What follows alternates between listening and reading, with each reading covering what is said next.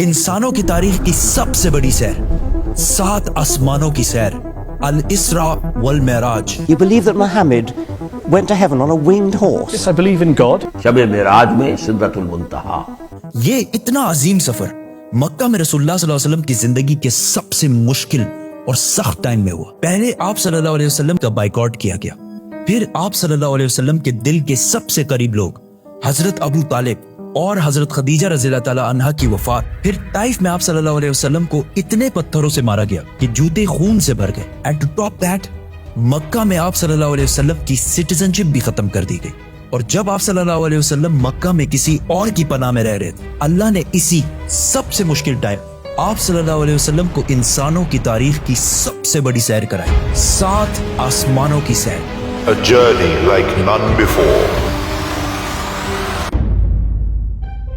ये 7 आसमानों का सफर नबूवत के 11वें साल में हुआ, विच मीन्स ऑलमोस्ट बिल्कुल मिडल में। और ये सफर रसूलुल्लाह सल्लल्लाहु अलैहि वसल्लम की जिंदगी का टर्निंग पॉइंट था। 7 आसमानों के इस सफर से पहले आप सल्लल्लाहु अलैहि वसल्लम मक्का में बहुत सख्त जिंदगी गुजार रहे थे, लेकिन इस सफर के डायरेक्ट बाद आप सल्लल्लाहु अलैहि वसल्लम ने मदीना हिजरत फरमाई, जहां एक नई रियासत के लीडर और बादशाह के तौर पर उनकी जिंदगी बिल्कुल बदल गई। एक दिन मक्का में आधी रात को जिब्राईल अलैहिस्सलाम आप सल्लल्लाहु अलैहि वसल्लम को बुर्राक पर मक्का से जेरूसलम बैतुल मुकद्दस की तरफ ले गए। ये बुर्राक नाम बर्क से निकला है, जिसका मतलब है लाइटनिंग, और हो सकता है इसका ये नाम इसकी लाइटनिंग स्पीड की वजह से इसको मिला हो। बैतुल मुकद्दस में आप सल्लल्लाहु अलैहि वसल्लम ने सारे पैगंबरों की इमामत की, और वहां से जिब्राईल अलैहिस्सलाम के साथ आप सल्लल्लाहु अलैहि वसल्लम पहले आसमान की तरफ रवाना हुए। पहले आसमान का दरवाजा इनके लिए खोला गया, और ये दरवाजा हमारे दरवाजों जैसा नहीं था। पहले आसमान में आप सल्लल्लाहु अलैहि वसल्लम की मुलाकात आदम अलैहिस्सलाम से हुई। उनके राइट साइड पर जन्नत के लोग और उनके लेफ्ट साइड पर जहन्नुम में लोग थे। आदम अलैहिस्सलाम यूनिवर्स के पहले इंसान थे, और दुनिया के सारे इंसान इन्हीं की औलाद हैं। और आदम अलैहिस्सलाम का जिक्र कुरान में 25 दफा हुआ है।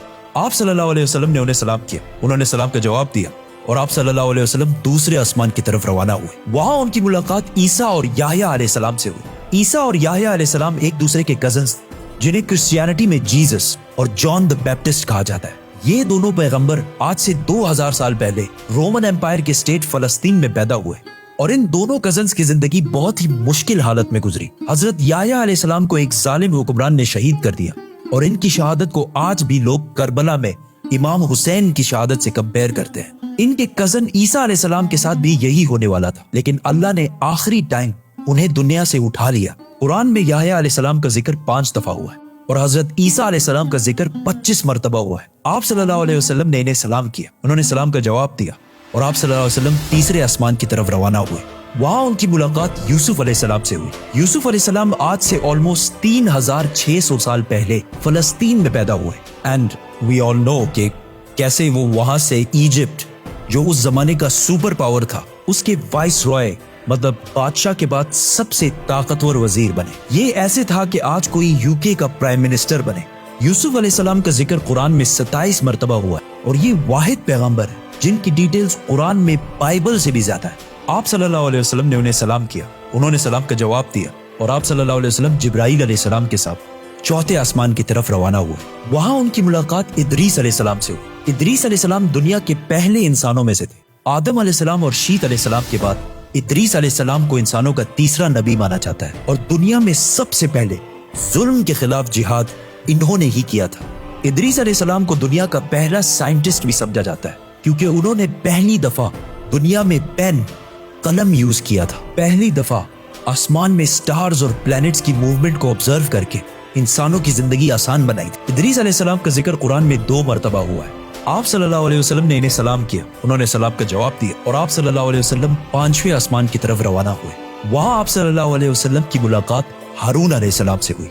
जब मूसा अलैहिस्सलाम पैगंबर बने, तो उन्होंने अल्लाह से दुआ की कि मेरे भाई हारून को भी मेरे इस मिशन में शामिल करें। तो इस तरह हारून अलैहिस्सलाम भी पैगंबर बने। मूसा अलैहिस्सलाम ने हारून अलैहिस्सलाम को सिर्फ इसलिए चूज नहीं किया कि वो उनके भाई थे, बल्कि इसलिए क्योंकि हारून अलैहिस्सलाम बनी इसराइल के सबसे बड़े स्कॉलर्स में से थे। मूसा अलैहिस्सलाम बचपन से फिरौन के घर में पले बड़े थे, जिसकी वजह से उन्हें बनी इसराइल की किताबों और स्क्रिप्चर्स का इतना इल्म नहीं था। तो उन्हें एक ऐसे शख्स की जरूरत थी जिसके पास इन सारी चीजों का इल्म हो, और वो थे हारून अलैहिस्सलाम। और आज तक यहूदियों में सबसे ज्यादा स्कॉलर्स हारून अलैहिस्सलाम की औलाद में से हैं, जिसकी वजह से हारून अलैहिस्सलाम की औलाद को यहूदियों में एक स्पेशल स्टेटस हासिल है, जिस तरह इस्लाम में सैयदों को हासिल है। हारून अलैहिस्सलाम का जिक्र कुरान में 20 मरतबा हुआ है। आप सल्लल्लाहु अलैहि वसल्लम ने इन्हें सलाम किया, उन्होंने सलाम का जवाब दिया और आप सल्लल्लाहु अलैहि वसल्लम छठे आसमान की तरफ रवाना हुए। वहां आप सल्लल्लाहु अलैहि वसल्लम की मुलाकात एक ऐसे पैगंबर से हुई जिनका जिक्र कुरान में सबसे ज्यादा किया गया है,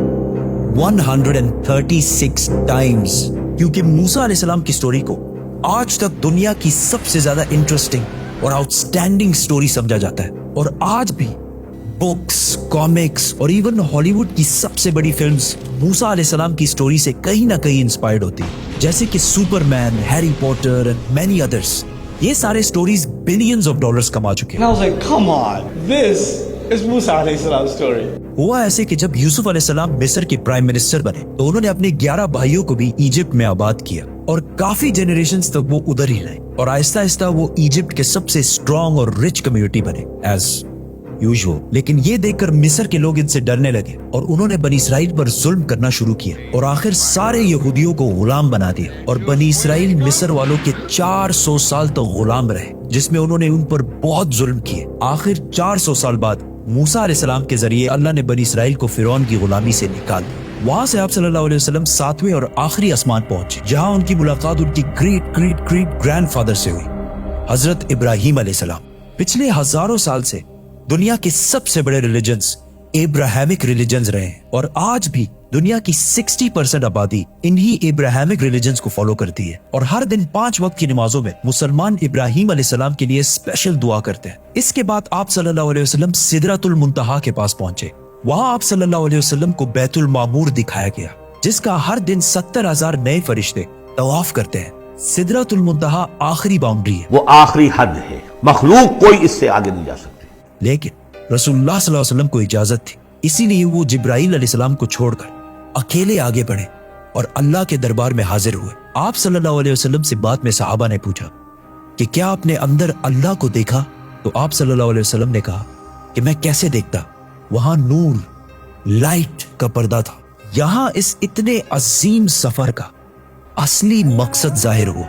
यहां इस्लाम का सबसे बड़ा हुक्म मुसलमानों पर फर्ज हुआ, नमाज, जो पिछले 1400 साल से पूरे दुनिया के कोने कोने में अदा हो रही है।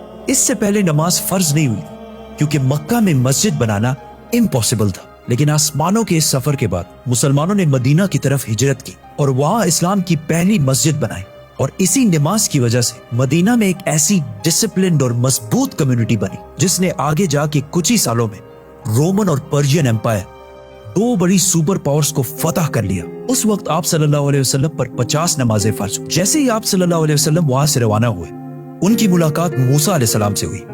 मूसा अलैहिस्सलाम ने उनसे कहा कि आपकी उम्मत 50 नमाजें कभी भी अदा नहीं कर सकती, तो आप अल्लाह के दरबार में वापस जाएं और उनसे इसे कम करने की रिक्वेस्ट कर। सही बुखारी में है कि रसूलुल्लाह सल्लल्लाहु अलैहि वसल्लम वापस गए और अल्लाह से रिक्वेस्ट की, जिस पर अल्लाह ने नमाजें 50 से कम करके 40 कर दी। आप सल्लल्लाहु अलैहि वसल्लम वापस मूसा अलैहिस्सलाम के पास गए तो उन्होंने कहा कि 40 भी इम्पॉसिबल है, वापस जाकर अल्लाह से रिक्वेस्ट करें कि वो 40 से भी कम कर। और इस तरह थोड़ा आना जाना चलता रहा और आखिर नमाजें 5 पर फिक्स हुई। लेकिन मूसा अलैहिस्सलाम ने फिर आप सल्लल्लाहु अलैहि वसल्लम को कहा कि आपकी उम्मत 5 नमाजें भी दिन में अदा नहीं कर सकती। लेकिन आप सल्लल्लाहु अलैहि वसल्लम ने कहा कि इसके बाद अल्लाह से नमाजें और कम करने में मुझे शर्म आती, मैं 5 नमाजों पर राजी हूँ। आप सल्लल्लाहु अलैहि वसल्लम को इस सफर में जन्नत, दोज़ख और गुनहगार लोगों की सजाएं सब दिखाई गई। आखिर आप सल्लल्लाहु अलैहि वसल्लम जेरूसलम वापस बैतुल मुक़द्दस पहुंचे और वहां से वापस मक्का की तरफ रवाना हुए। रास्ते में उन्हें एक काफिला दिखा जिनका एक ऊंट उनसे भाग गया था। जैसे ही आप सल्लल्लाहु अलैहि वसल्लम वापस मक्का पहुंचे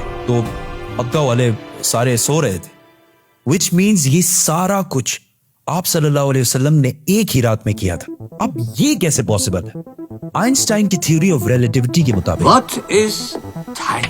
time is not absolute, Time is not absolute. जिसका मतलब है कि अगर एक शख्स तेज मूव हो रहा है और दूसरा अपनी जगह पर खड़ा है तो ये दोनों टाइम को बिल्कुल डिफरेंट महसूस करेंगे। और अगर कोई लाइट के स्पीड के करीब ट्रेवल करे तो उसके लिए टाइम बहुत ही स्लोली पास होगा। एंड एज वी नो, बुराक का नाम ही उसकी लाइटनिंग स्पीड की वजह से रखा गया है। इसीलिए आप सल्लल्लाहु अलैहि वसल्लम के लिए ये रात बहुत लंबी थी और बाकी सारों के लिए ये एक नॉर्मल रात थी। जैसे ही आप सल्लल्लाहु अलैहि वसल्लम मक्का वापस पहुंचे, उनको पता था कि अगर वो ये सारी बातें मक्का वालों को बताएंगे तो मक्का वाले उनका बहुत मजाक उड़ाएंगे।